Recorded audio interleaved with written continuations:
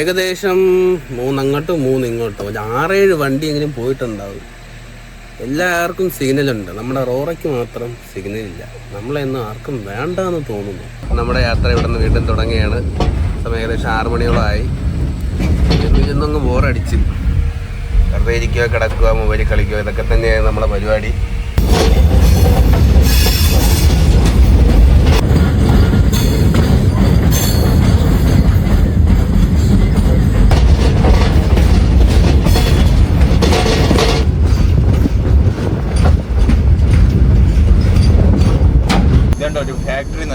നശിച്ച് കിടക്കണ ഫാക്ടറി കണ്ട. ഇത് കാണുമ്പോൾ പെട്ടെന്ന് കേരളമാണെന്ന് നമുക്ക് ഓർമ്മ വരും. ഇതിപ്പോ നമ്മള് രത്നഗിരി എത്താറായപ്പോ തന്നെ ഒരുപാട് ഫാക്ടറികൾ നമുക്ക് 2 വശത്തും കാണാൻ പറ്റുന്നുണ്ടല്ലേ? ആ വശത്തും ഉണ്ടല്ലേ? ഇവിടെ കൂടുതലും ഏതാ സ്മെല്ല് വരുന്നുണ്ടല്ലേ? കെട്ടനാറ്റം. അതൊരു മീൻ ഫാക്ടറിയാ?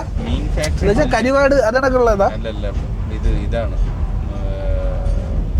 മീൻ പൊടിയോ? ഗുഡ്സ് ട്രെയിൻ ആണല്ലേ? അതെ. ഷെഡാണല്ലേ അണ്ണാ? അതായത് നമ്മുടെ ഗുഡ്സ് ട്രെയിനുകൾ ഇതോടെ ചേർത്ത് പിടിച്ചിട്ട് ഈ ഒരു ഷെഡിനകത്താണ് സാധനങ്ങൾ ഇറക്കി വെച്ചേക്കുന്നത് അല്ലേ? ഫുഡ്, സിമന്റ് അല്ലേ, അങ്ങനെയുള്ള ഐറ്റംസുകളാണ് ഇവിടെ ഇറക്കി വെക്കുന്ന ഷെഡാണിത്. രത്നഗിരിയിലാണ് എത്തിയേക്കുന്നത്. നമ്മുടെ തൊട്ടപ്പുറത്ത് ഒരു ഗുഡ്സ് ട്രെയിൻ കിടപ്പുണ്ട്.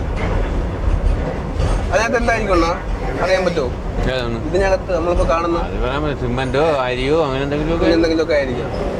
കണ്ടെയ്നർ പൊക്കുന്ന ക്രെയിൻ അല്ലേണ് ഇത്? ഇതെങ്ങനെയാണ്? മാഗ്നറ്റ് വെച്ചാണ് പൊക്കുന്നത്.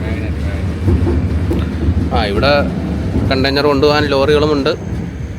നമ്മൾ രത്നഗിരി കഴിഞ്ഞു അല്ലേ?